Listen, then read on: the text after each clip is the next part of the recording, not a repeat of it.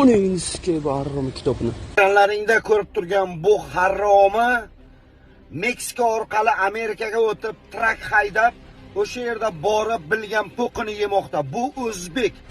Uning pidarazning bolasi kitob bilan musulmonlarning musur kitobi. Mana qo'y pidaraz, mana qo'y. Bu itdan bo'lganda bilishimiz kerak. Ota-onasini bilishimiz kerak kimligini.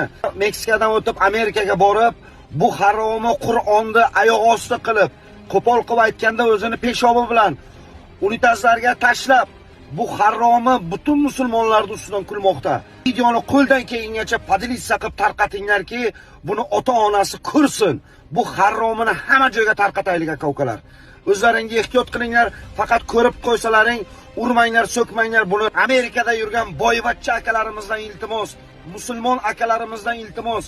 Buni ustidan jinoiy ish ochirib, O'zbekistonga deport qilinglar.